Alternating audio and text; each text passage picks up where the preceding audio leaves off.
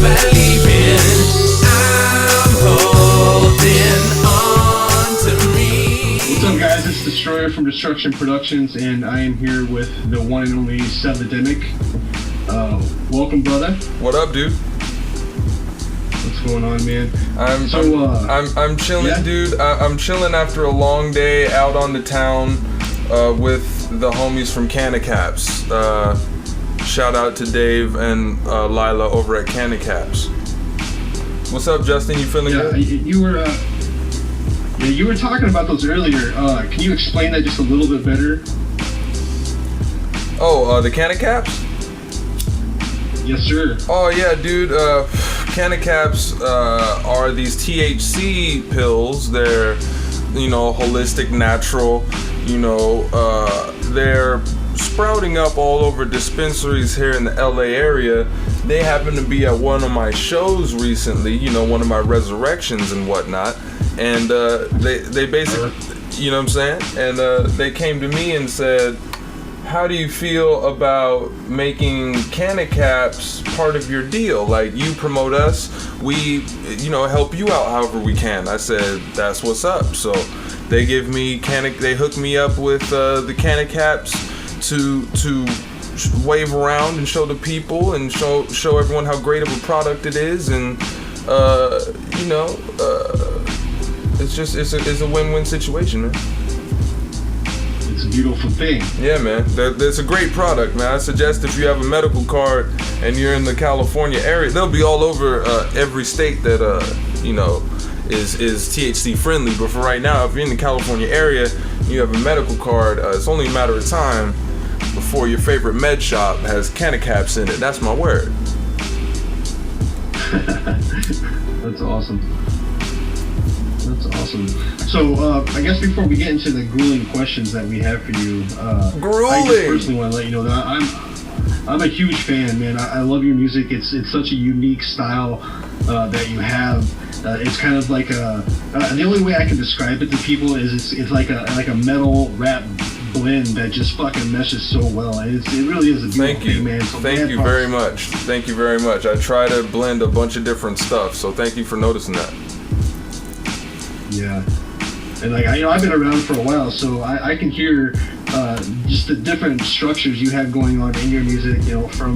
From your screams. I've heard people actually say that you sound like Jonathan Davis from Korn, which I would personally think that's fucking cool. That's a great compliment. I've heard people say I sound like John Davis, like Marilyn Manson. That shit's so cool, man. Like, I grew up listening to those dudes, and like obviously you grow up listening to certain people. Like, when you make your own shit, like, you want that shit to have a certain feel to it. And it's like that's just what came out. That's fucking dope to me. Hell yeah. Yeah. So yeah, like I was saying, man, before we even started this, I just want you to know I'm a huge fan. My page that I run, we're all huge fans of you, so we're really excited when you agreed to this for us. Awesome, man. It's an honor, man. Anytime, you guys want to talk to me, you guys want to pick my brain on this zombie shit, that shit's great, man. I'm happy to do it. All right. So, explain exactly what it is about your character that you feel draws your target audience into you. Well, I think what's missing from hip-hop especially, like, it's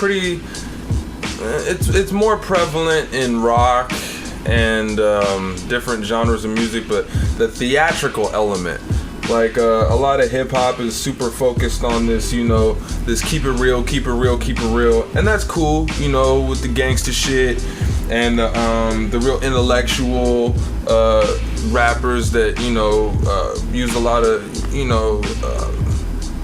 the cleverness of storytelling and all that type of thing, and all that has its corner of hip hop, and all that's good.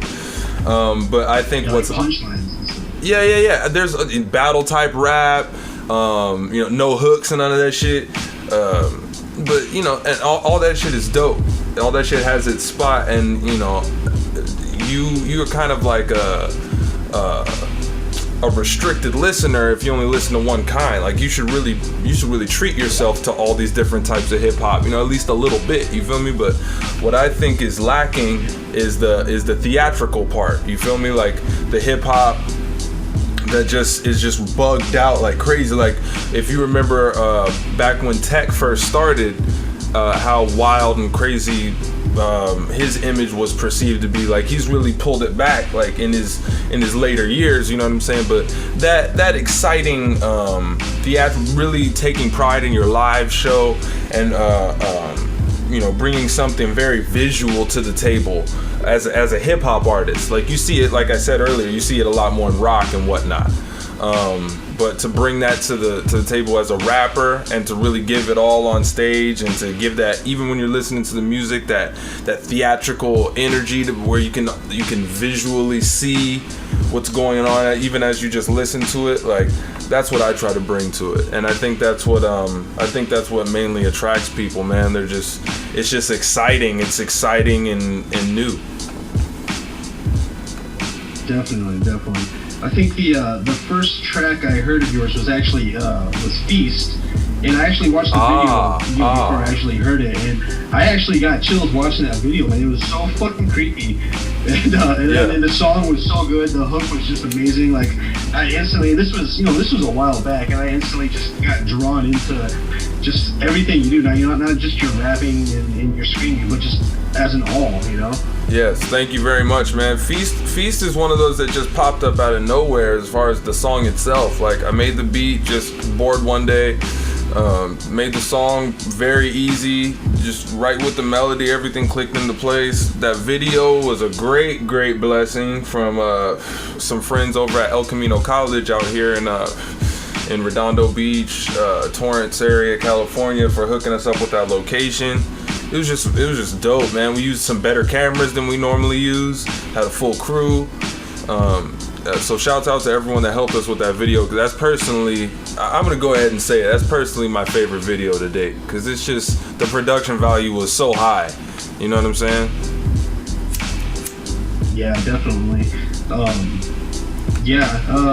I would have to say that one, and your last Team Backpack entry was really good. But we'll touch that subject in a different story. But you can just tell like night and day like how you progressed, which actually brings up the next question. On your webpage, we find that in 2010 you released your album Dawn of the Dead. Right. In 2012 you released your more various albums. Do you feel with every one of your albums that you drop, you're gaining more skills useful to your expanding career? Absolutely. Like I feel like that's the point. I think like if you're not constantly trying to test yourself and sharpen your skills, like no matter really what you're doing, if it's something you consider a career, if you're not trying to better yourself at it, then you know you're cheating whoever is on the the benefiting or the allegedly benefiting side of what you do. So like even if you like run a restaurant or whatever, if you're not constantly trying to make your dishes better, then what's to entice people to to tell a friend to go to your restaurant, you feel me? So if you're not constantly trying to make your product better, your music better, your shows better, how you market yourself better, everything, every little small facet of what you do, if you're not constantly trying to make that shit better, you're on some bullshit. So I feel like every single thing I make is better than the last shit.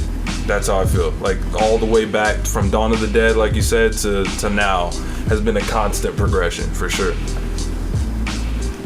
Definitely. And like I said, you could definitely tell from listening to your older stuff to your newer stuff that you have definitely I guess the way I would say is like you have a wide variety of different skills, like just many different weapons, and it's right. You can tell from Dawn of the Dead till now, like, and I'm pretty sure we haven't heard them all yet either, like. Right. Yeah. But we've heard a lot of different things, so it's just like I said, it's a very unique blend of just different characters, and it's really cool. Thank you, man. Someone told me a while ago, they said that I never sound the same on any two tracks.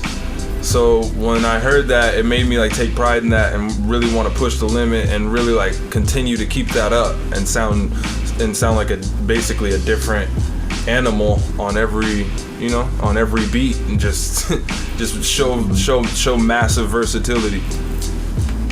Definitely, yeah. So, and some of these questions are actually from fans. One fan question is, if you could send one message to the industry, what would that question be, and how exactly would you phrase it?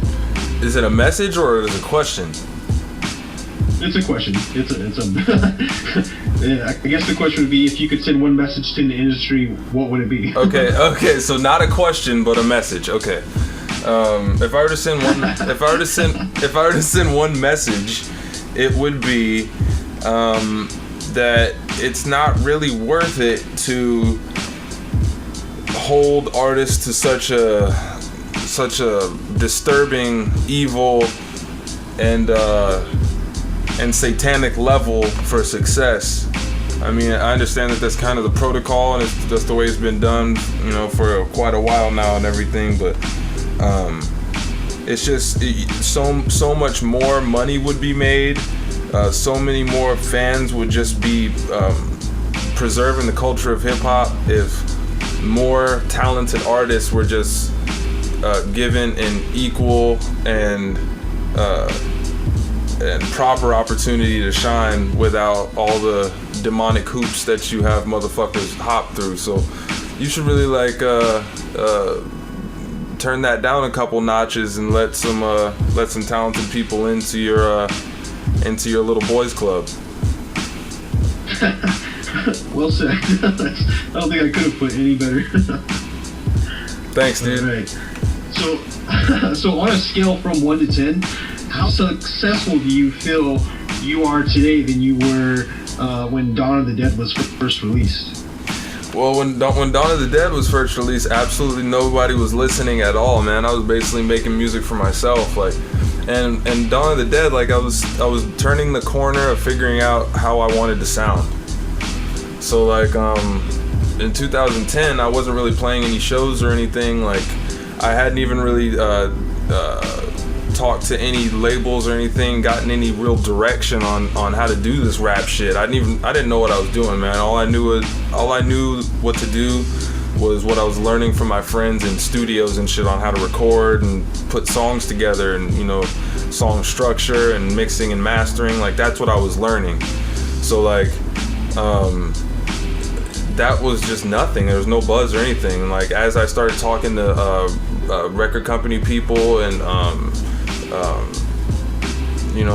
people that I was trying to, labels that I thought that I would fit in with, these are the labels I would contact, and they would give me advice on how to reach a plateau in which I'd be a candidate for, a potential artist for them, because they gave me positive feedback. I don't want to name any names on these labels, I just don't think that's necessary, but they gave me positive feedback, said, do this, do that, do A, B, C, D, E, and that's what will get you the attention from us that you need in order to be on the label type shit. So that's what I did, trying to get the attention of certain labels, doing more shows, gaining more of an internet buzz, consistent releases, doing web type shows and giveaways for the fans and shit like that.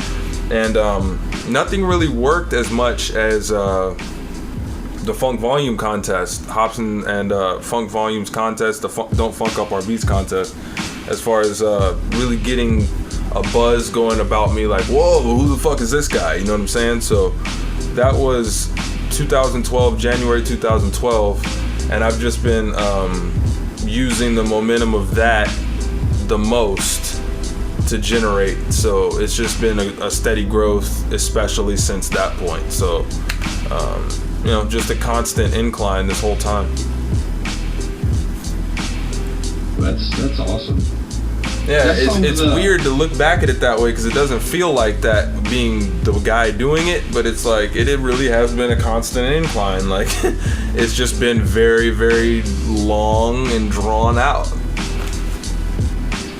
Yeah, and that track from last year's contest was Haunted, correct? Yes, sir.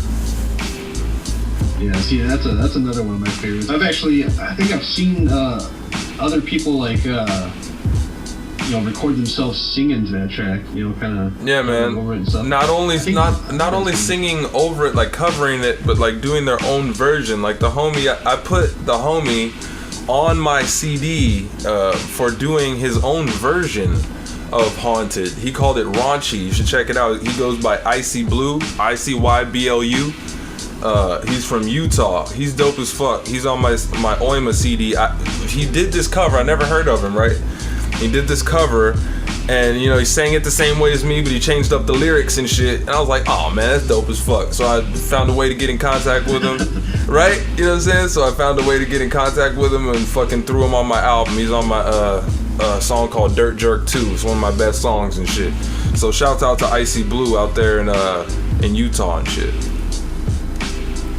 Yeah, with other, if there was any other artist who isn't as humble as you, and they heard that somebody, took their track and did something else with it, like, they would get so pissed off nowadays. Like, it's quite overwhelming how Nancy people are these days. No, man. Like, you would think that would be dope as fuck if somebody fucked with my shit, Yeah, dude. Like, what a lot of people don't understand, and like, my label has made it clear that rappers and aspiring musicians can hit up, can follow certain channels to submit their music for collabs and shit.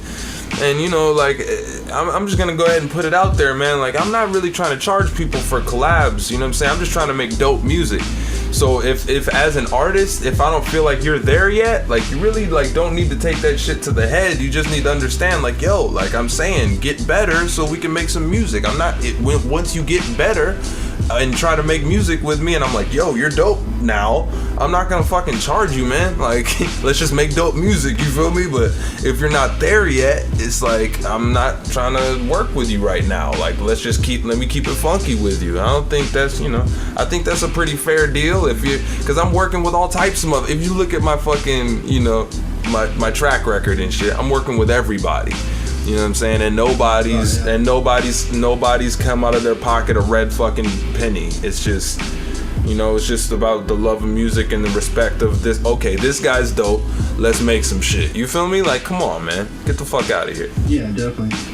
That's funny that you bring that up, because I think the second song I heard, of yours was Ashes, featuring K Theory. Oh yeah, and, man. Oh yeah. That was a beautiful track, man. You guys both. He's got a very unique voice, just like you, So it was very awesome to hear both sides of that. Thank you.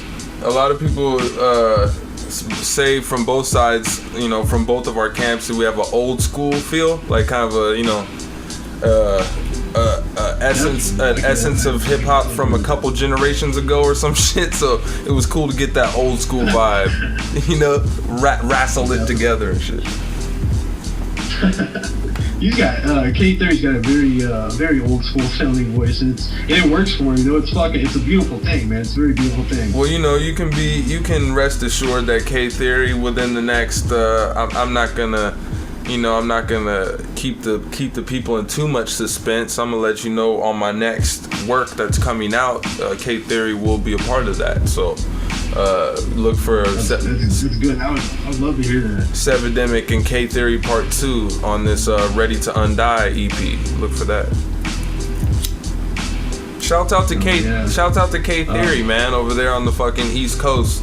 Getting his bookworm on and shit. Yeah. Yeah, I've had a few conversations, but he's smart as shit. Anyways. Hey, did you know this dude is only like 19 years old? He's like 18, 19 years old, man. Yeah, he's pretty young. That shit tripped me out. So, any specific goals for the Zombie in 2013? Shows. The whole reason I make music, a lot of people don't know this, man. The whole reason I make music at all is to perform that shit. Like, I'm a performer. I'm an entertainer. You feel me? So, shows. That's all I want to do this whole year. Like, go ahead. I watched the first Resurrection with when you opened for Bone Thugs. That was an amazing video, man. That was really good. Man, that shit was so big, man. Like, oh shit, that shit was fucking crazy, man. That shit was crazy. Like if you compare that shit to the whiskey show, you could tell that I like kind of a little bit like taken back by how big it was.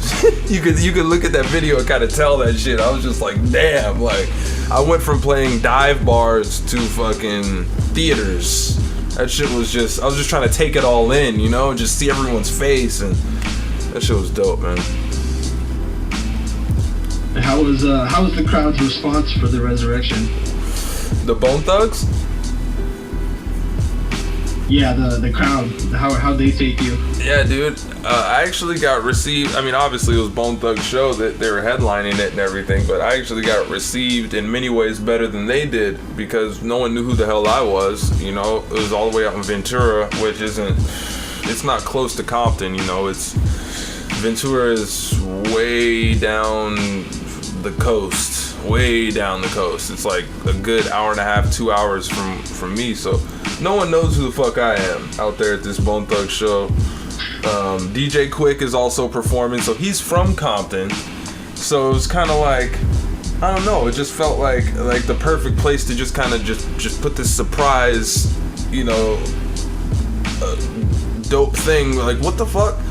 So I had 20 minutes. Went out there, they gave us no light show. It was just straight, just beaming lights on us the whole, just all lights on us the whole time, which was awkward as fuck, but we worked with it, you know what I'm saying? And yeah, the crowd just fucking went the fuck off, man. Like every time we had these, you know, planned call and responses and shit, you know, like how you put a fucking live show together. Rappers, you rapping ass niggas, fucking rehearse some shit from time to time. Why don't you? Anyway, you know, we do our call and response, and you know, we rehearse the dog shit out of these things, and to do it in a theater where there's like, you know, I think it was 2,300 people in this theater. All these people with their hands up, you know, say zombie, like that shit. It's just fucking, I mean, it went from like just dreaming about it every day, like, you know what I'm saying, from as far back as I can remember, to all of a sudden it was just happening like right there, like just, and these people had no idea who the fuck I was, so that shit was dope as fuck, man. That's, yeah. See, I wish I was fucking in California, man. Well, you know, with any luck, man, I'll be coming to everyone very soon. I mean, I'm putting dates together, but it's all patchwork, like you know, like any independent artist that you know, is just trying to make the right connection starting off as far as putting consecutive dates together. At first it's going to be a zigzag. It's not going to be, you know, smooth as butter as far as going from next city to next city to next city. I got to zigzag and build up a rap, and just, you know, just do what I got to do. I don't give a fuck. As long as you're putting me on the stage, you know what I'm saying? Yeah, your brain will be on tour before your body is, you know? Yeah. You know, you gotta get the music out there first. You gotta show people, like, you know, I got a catalog and it's not whack. It's not just some shit I just pooped out. Like, it's really dope shit. Like, and I can perform it better than it sounds. You know, just listening to the performance brings it to life. So people will realize that this summer, and it will definitely go down. It will definitely go down. So your upcoming projects seem to be on a larger scale than the previous ones. Do you anticipate change from what you have been doing, or do you foresee the product you have already established to be strong enough to carry you through your goals and stuff? All right. I think that the stuff I've been doing lately has actually been on a smaller scale as far as just the projects themselves.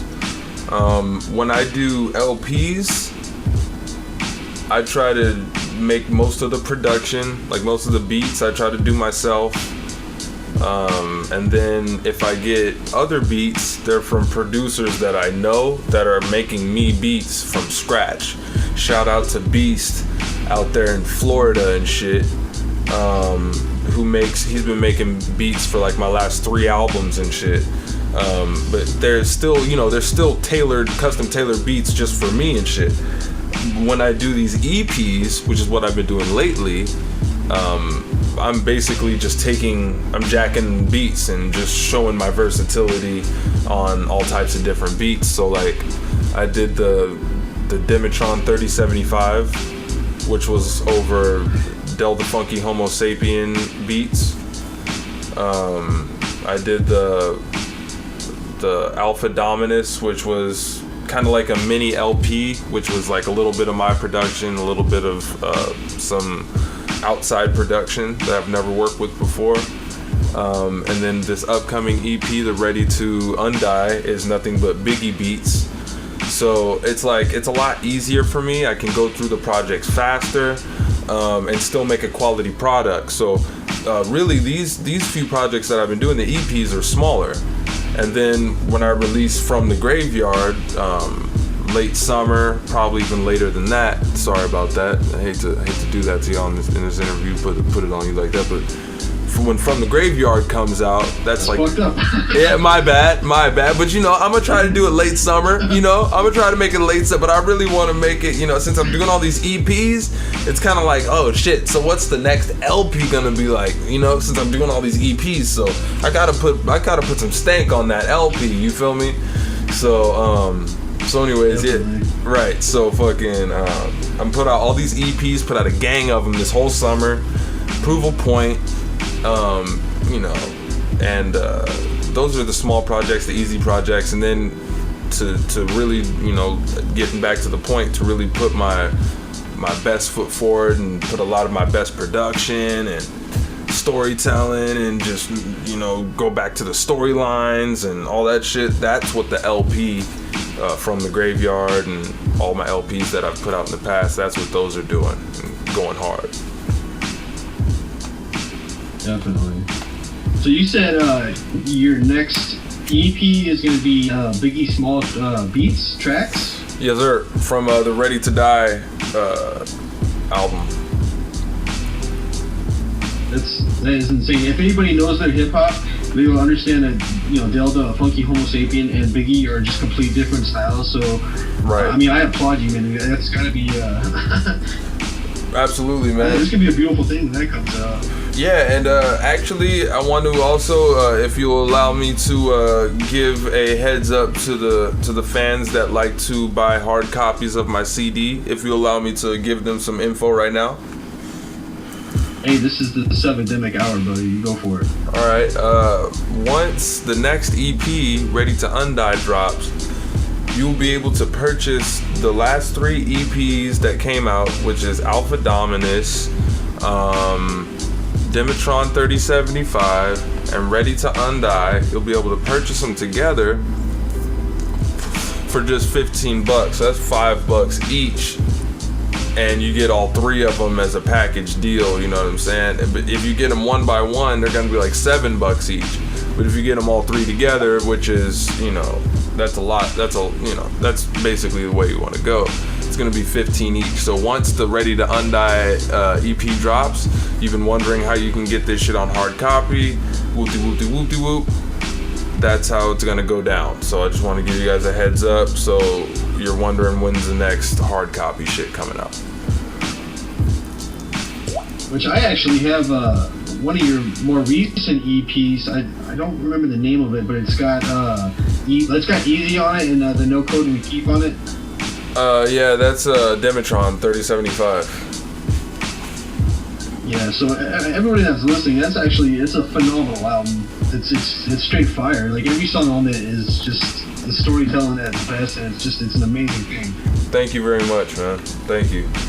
It felt good. Because you know, if you listen to my other stuff, like I'm very poetic and whatnot, and on those beats, I went pretty straightforward, man. It's not a lot of nonsense. It's just pretty, you know, just genuine, just good music.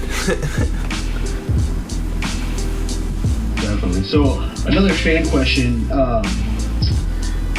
the original Dawn of the Dead versus the new versions. What's your favorite? Well, I mean, it's like trying to the cliche artist thing, you know. It's like trying to say who's your favorite kid and shit, because you know they were all labors of love, you know. You know, it's like they're all made at different times. They're like your kids. You can't really pick a favorite and shit.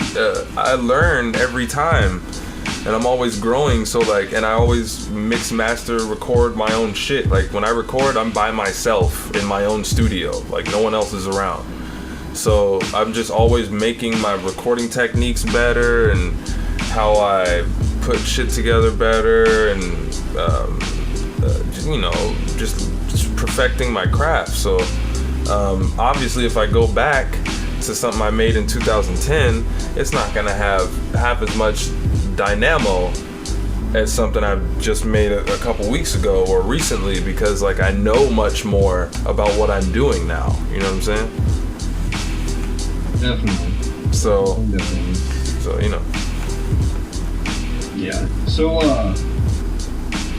you had an entry this year for Team Backpack. You had an entry for the Funk Volumes Don't Fuck Up Our Beats contest. In my personal opinion, and I know a buttload of other people's opinions, you had top 3 in both of those contests. And from what I was told, you were not called back for Team Backpack, and were not. No one called you or got a hold of you from Funk Volume.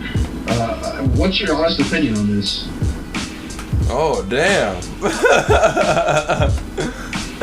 That's I went there. Yeah, okay, damn. Cause you know, obviously, like, you know, there's a lot of rappers that, you know, are quick to speak on shit like that, you know. Last year, just before I answer your question, last year I was that guy. Like, as soon as something fucking pissed me off or I wasn't agreeing with it, like I would just fly off and just like be like right on my Twitter, right on my Facebook, like fuck this shit, like, you know what I'm saying?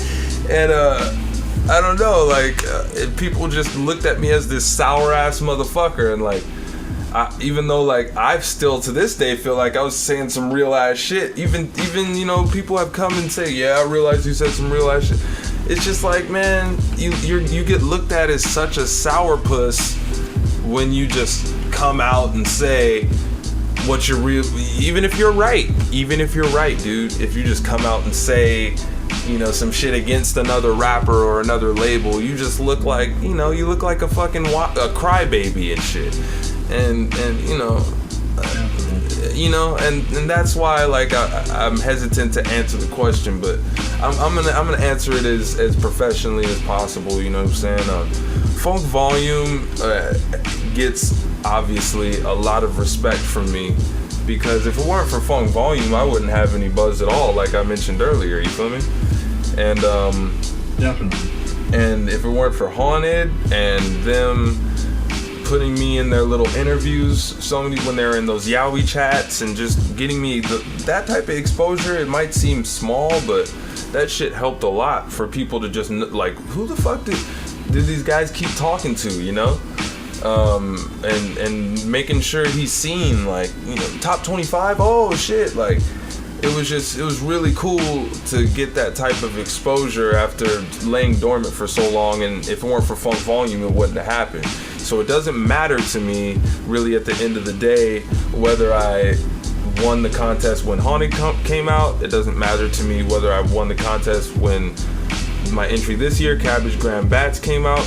The winning to me isn't important. To me, I felt like that was an opportunity for me to show these people who are seasoned in the live performance aspect of hip-hop, like they do shows all across the fucking world, right? That's how they've been making their bread and butter, their name on the game, just like Tech Nine and them, doing shows. That's what I do. I'm a performer, like I said earlier, right? So I figure, yo, let me show them these talents I got. Let me enter this contest, not to win, not to come up on some money real quick, but to have them say, yo, we're from California, you're in California, you want to open a show? You know what I'm saying? That's the whole point, you know? So as soon as I submitted my video last year, I hit up everyone I could, everyone on that label, like, yo, I'm in this contest and everything, but all I want to do is shows. So if you could hook it up with shows, I'd greatly appreciate it, you know what I'm saying? And didn't hear back from anybody. So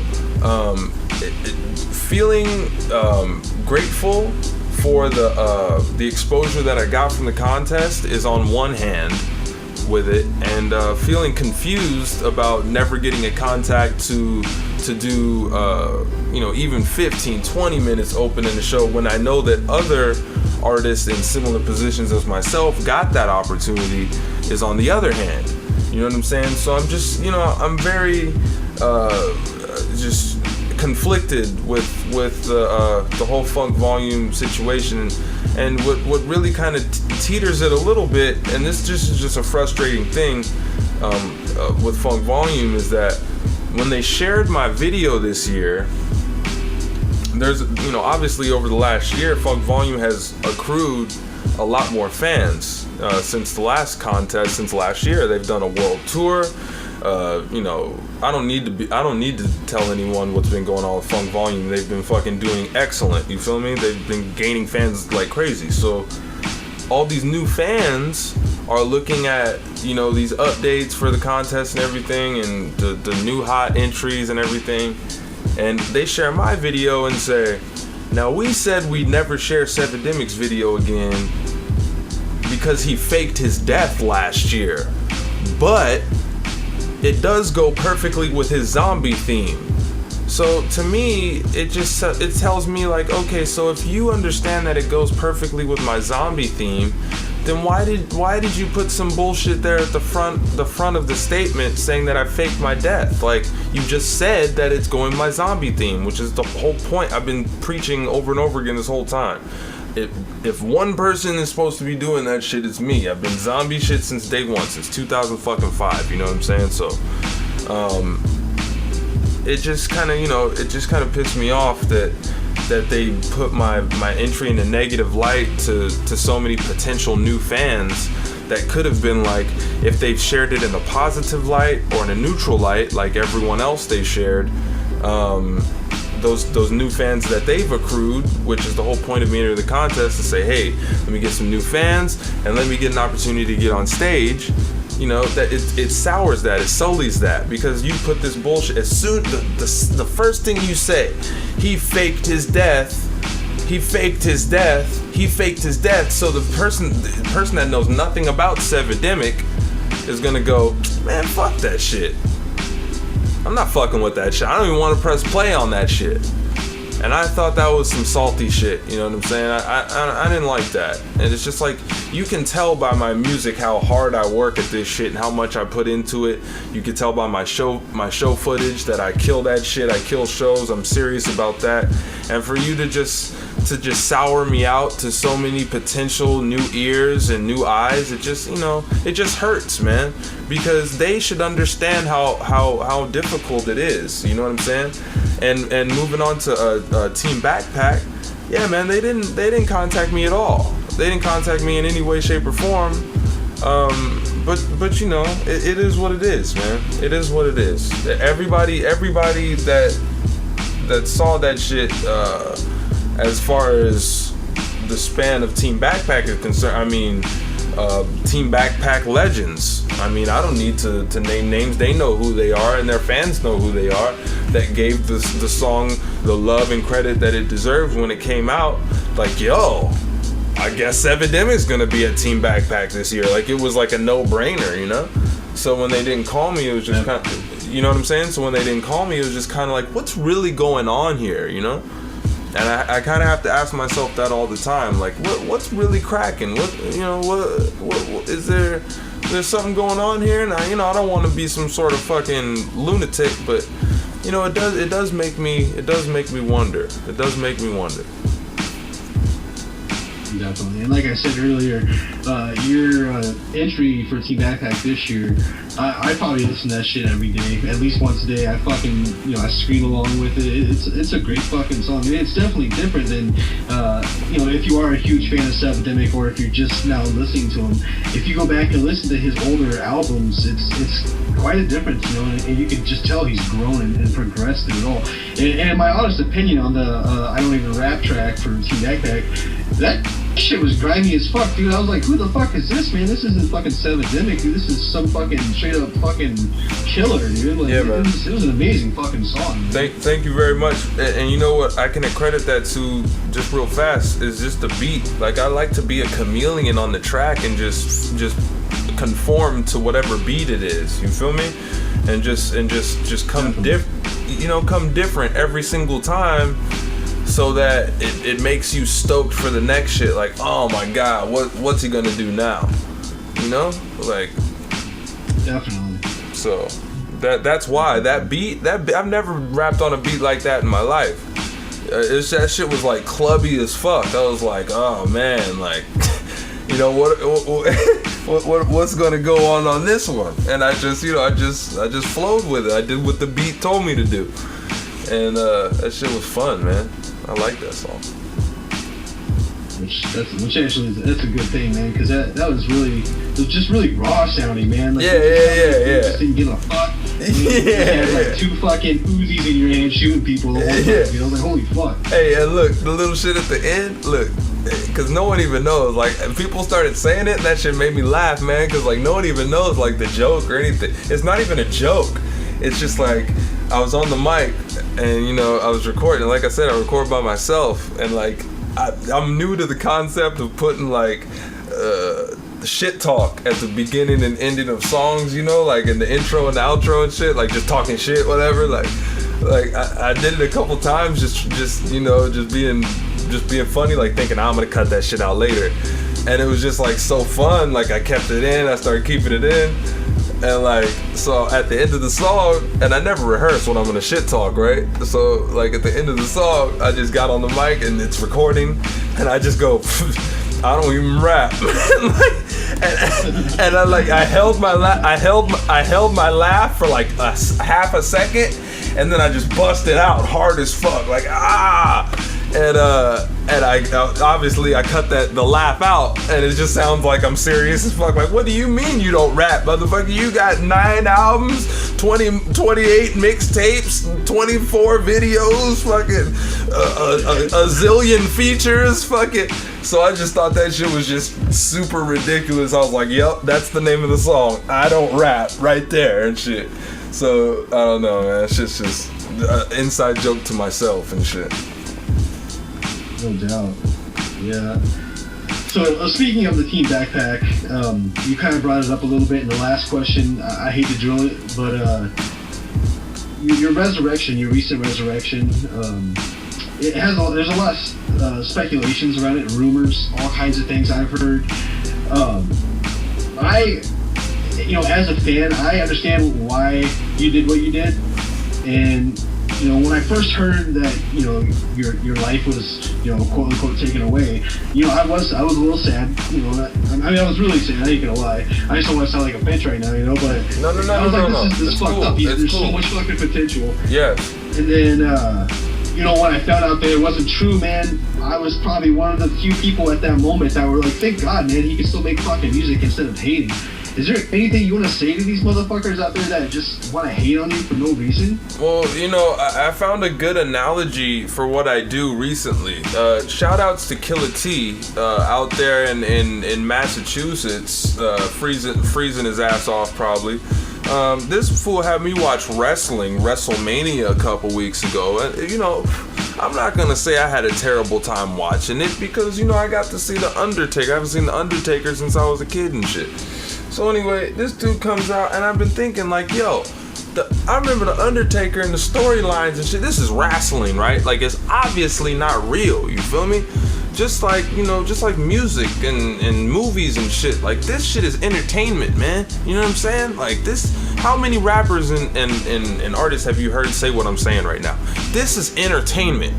This is fucking entertainment. You know what I'm saying? It's just like, no one got mad at the fucking Undertaker when he was allegedly dead and came back to life, and he comes in the ring and the hellfire comes up and the eyes roll in the back of the head. It's like, no one thinks that shit is actually real, but you accept it as reality for the sake of entertainment. That's why you're there. That's why you spent $80 or however the fuck much it costs to go to a fucking wrestling event, you feel me, or whatever it is, because you're there for the entertainment value.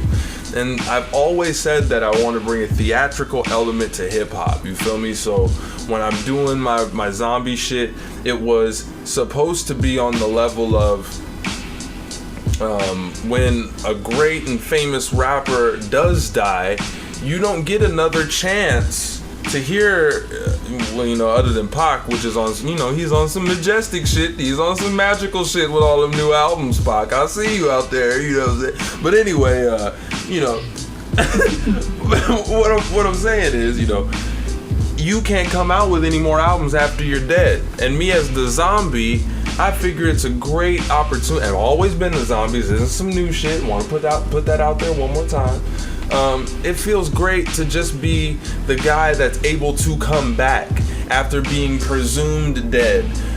It is unfortunate that some people were out there fabricating very graphic and disturbing tales of me being discovered by my grandmother, covered in bloody vomit and prescription pills and things like this. It's very unfortunate that there were people that were actually close to me and my camp fabricating stories like this without my camp's permission, say so, green light, any type of thumbs up in any way, shape, or form. This type of thing was going on, and this is what gave the whole thing a light that I can actually understand being more upset than intrigued and confused about, because people were supposed to be more on the level of intrigued and confused than just hurt and upset. And when you tell people that my grandmother found me with blood and vomit coming out of my mouth and pills and shit like that, people are gonna get fucking upset. You know what I'm saying? That's fucked up. So when I did my last interview, I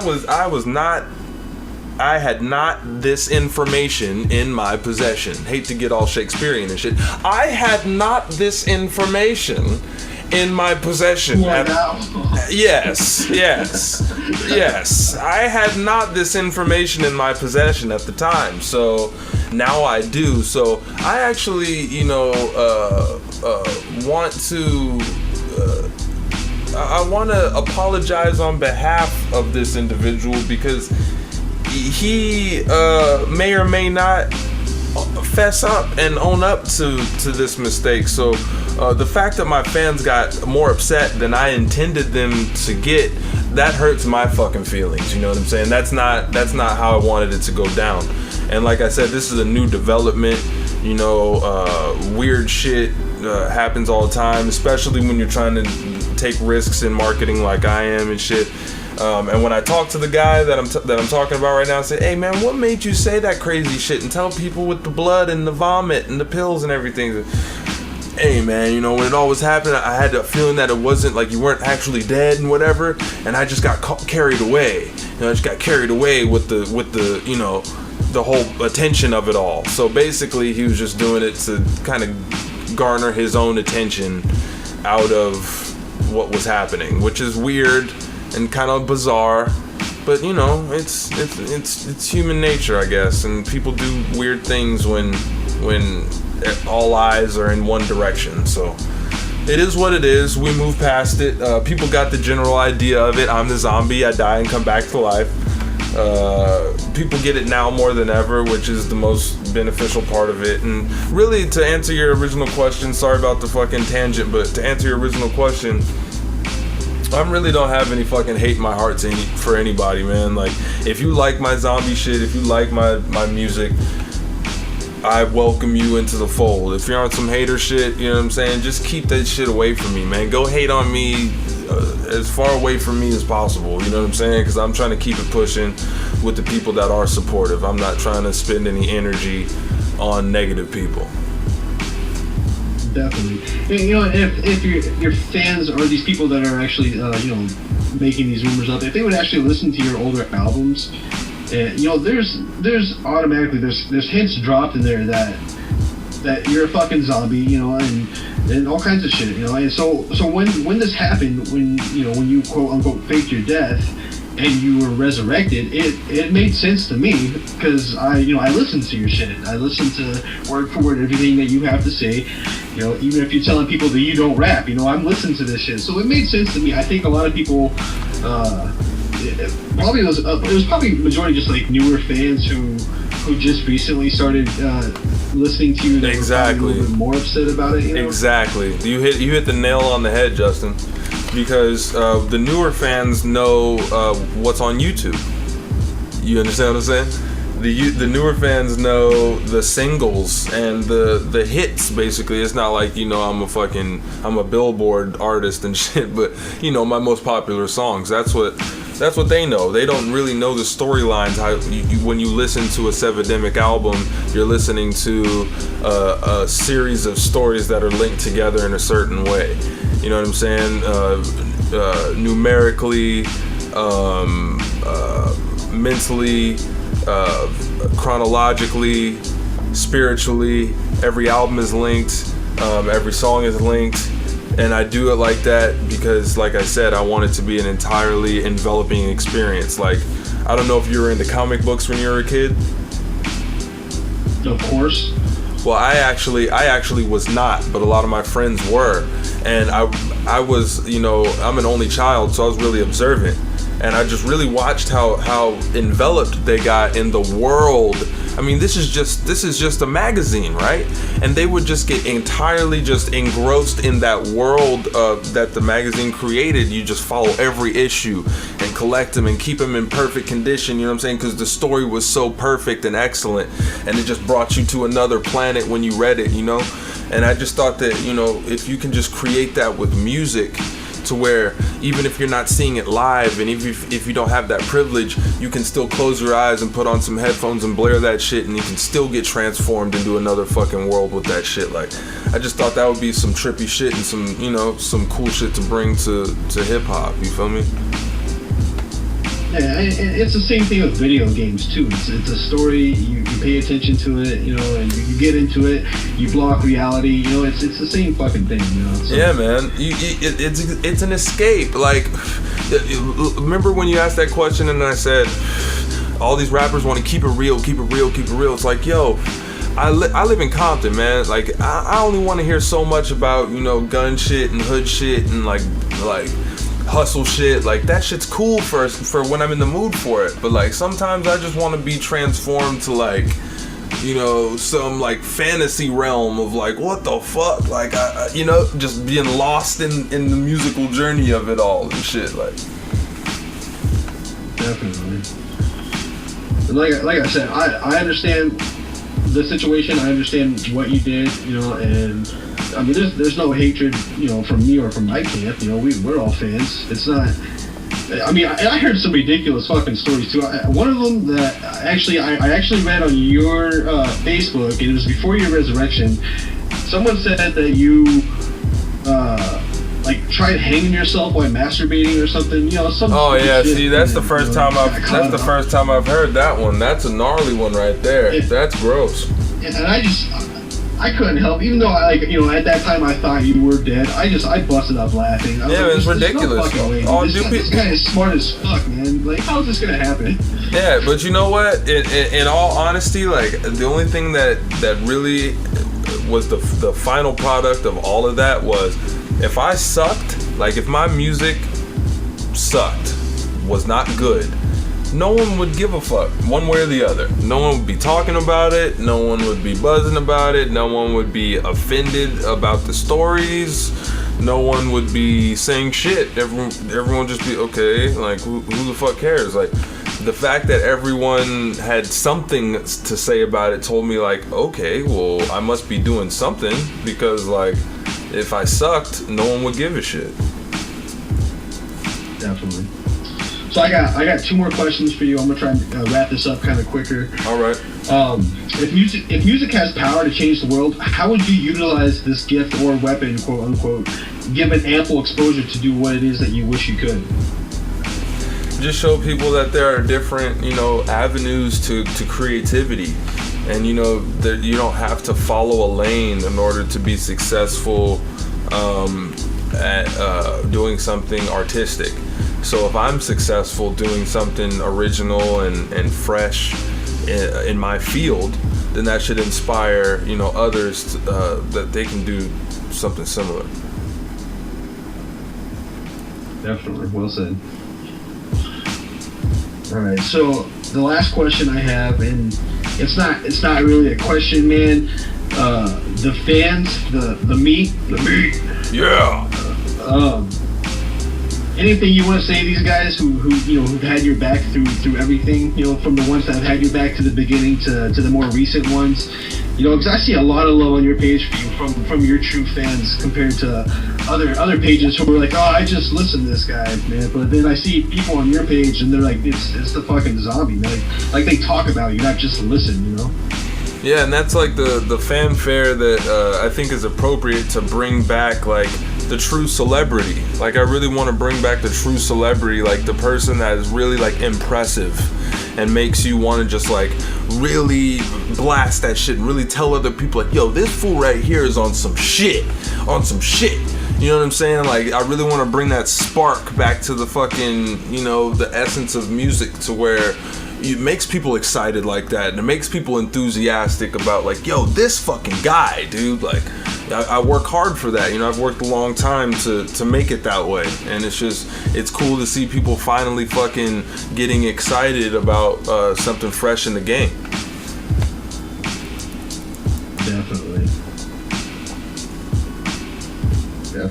Like I said, I see a lot of dedication from both parts, man. From your aspect and from your fans' aspect, and I see nowhere but up for you, man. I really don't. And I think a lot of people are gonna catch on to this. It sucks that it's gonna be, 8 or 30 albums later after I don't know how many you got. Yeah. Tell me about it. It's a beautiful thing, though. It really is. Yeah, because by the time this is the way I look at it, man. By the time everything catches on the scale to where I'm being taken back at it, like, whoa, like this is getting big. By the time that happens, I'll have so much music out that all these new fans coming aboard are gonna just have so much stuff to go back and just enjoy and collect and cherish and just get caught up on. And that's great, because most new artists, you don't have shit to back up the one song that you may like by them. It's maybe like one album, maybe 2 albums, maybe 3 albums. But how many motherfuckers are gonna be like, okay, I like this one song, I went to the website, this motherfucker, you know what I'm saying? This motherfucker's got like 19, 20, 25 joints on there. I shit my britches. That's a cool little treat, you know what I'm saying? So that's the way I look at it. I just gotta keep grinding away at it, and by the time everyone catches on, it'll just be too much music for them to fucking deal with. Definitely. Well, I'm definitely looking forward to more, man. I really am. Yeah, man, me too. I'm looking forward to performing a lot of this shit, man. A lot of these songs were specifically designed to rock the stage with. So, I'm putting it together, man. You'll see what I mean. The live aspect brings these joints to life big time. Oh yeah, definitely. So I'm gonna go ahead and close this by saying, I appreciate it, SevidemiC, I really do. Huge shout out to you and the Sick Mind Media crew, the Wave Gang. Wave Gang. Like I said, we're huge fans over here on my page, man. We're gonna do what we can to keep your name flowing, for sure. Cool, man. Make sure you guys keep a lookout for that Ready to Undie. We're still finalizing everything, putting the finishing touches on it. So it should be out late next month. Like I said, I want to do EP every month, the entire summer. And then after that is going to be From the Graveyard. I'll be doing videos. The next video will be the Swear video with me and Killer T. And yeah, man, shows.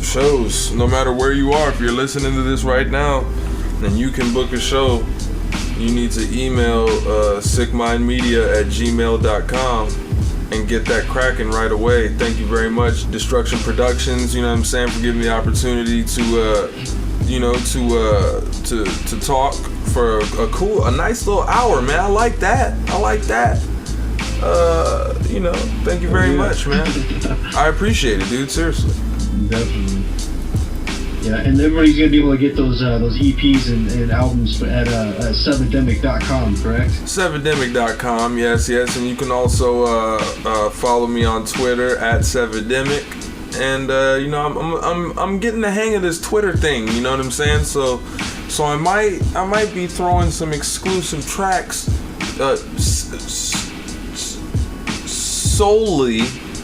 specifically through Twitter in the future. You know what I'm saying? Because you know, the Twitter, I kind of like Twitter. You know what I'm saying? So yeah, follow me at Twitter. Follow me on Twitter at SevidemiC, should I say? All right, my undead brother. Thank you very much. Thanks again, man. You guys have a good night.